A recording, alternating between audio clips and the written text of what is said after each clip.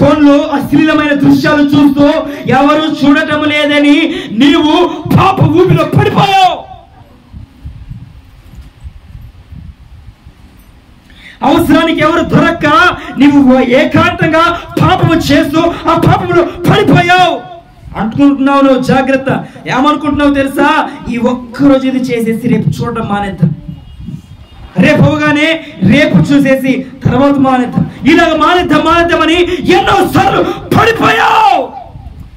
లేవివాళ్ళ నువ్వు లేవాలి.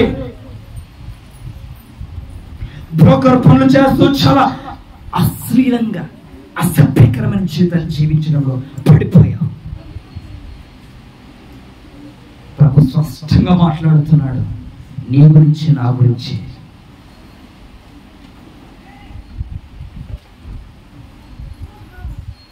ఎక్కడ పడిపోయారో చూసుకోవడం ఒకసారి. తాను నిలుచున్న వాడు పడుకునకు చూసుకోవాలి. అది చూసుకుంటున్నావా? ఒక చెట్టు పెంచడమో లేదు, ఆ చెట్టు బాగా ఎదిగేంత వరకు దాని చుట్టూ కంచె వేసి కాపాడుతాం. అందుకు ఏదైనా ఒక పశువులు వచ్చి దాన్ని తినేస్తాయేమో అంత జాగ్రత్త వహించే మనము మన ఇంటికి ఏమాత్రమైన చిన్న గీత కోసిన వెంటనే, లేదా ఏదైనా నీట్గా లేకపోతేనే ప్రతిదీ నీట్గా ఉండాలని 1-4-5 సార్లు పనిచేసి ఇంటిని నీట్గా ఉంచుకునే మనము ఎందుకు దేవుని విషయంలో పడిపోతున్నాం? ఎందుకు భక్తి కలిగిన జీవితంలో పడిపోతున్నాం? ఎందుకు రోత కలిగిన జీవితాన్ని ఇష్టపడుతున్నాం? ఈ లోకము ఏముంది? ఈ లోకములో ఎందుకు ఈ లోకము వైపై ఆకర్షితులమవుతున్నామంటే, ఈ లోకము నీకు ఆశ చూపుతుంది. ఈ లోకము నువ్వు పడినా పర్వాలేదంటుంది. నువ్వు ఈ వయసులో కాకపోతే ఇంకా ఏ వయసులో అని ఈ లోకం అంటుంది. అయితే ఈ వయసులో నిలబడ్డవాడు ఇక ఏ వయసులో పడడు అని దేవుడు అంటున్నాడు. ఆమేన్, హల్లెలూయా. ఇప్పుడు కాకుంటే ఇంకెప్పుడు అని దేవుడు అంటున్నాడు.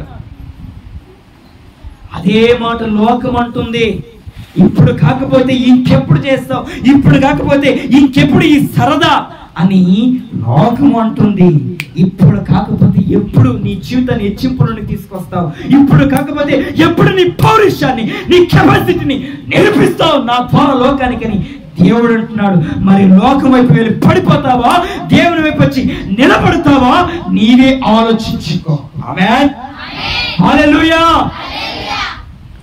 చెడు స్వభావం కలిగిన మనుషులు ఉన్నారు.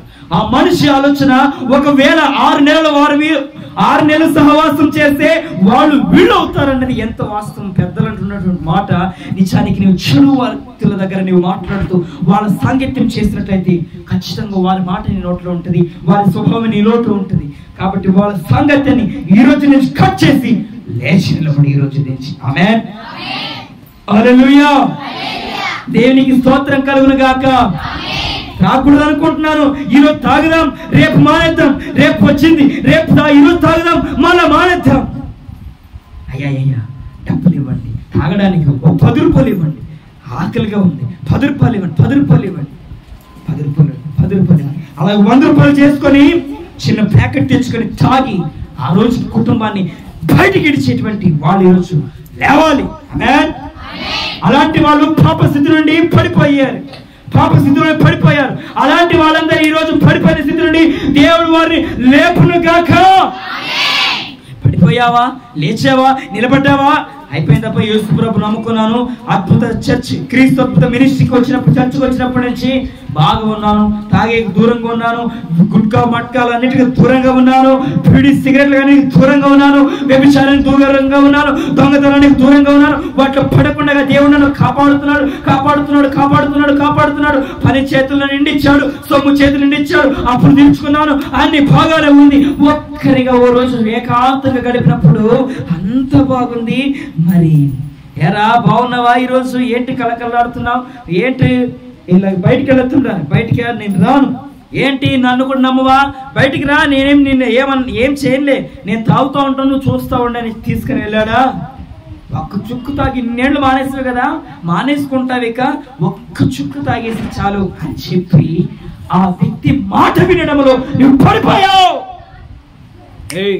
ఎలా కనబడుతున్నాను నేను నీ కంటికి? బెదిరించేది రాలే.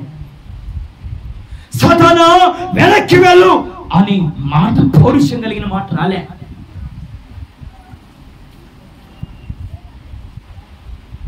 పోకిరి చేష్టలు చేస్తూ అమ్మాయిలు చూడాలని చెప్పేసి, అబ్బాయిలు చూడాలని చెప్పేసి, ఒక రాత్రి గడపాలని చెప్పేసి ఇష్టానుసారంగా ప్రవర్తిస్తూ పడిపోయిన వాళ్ళు ఉన్నారు.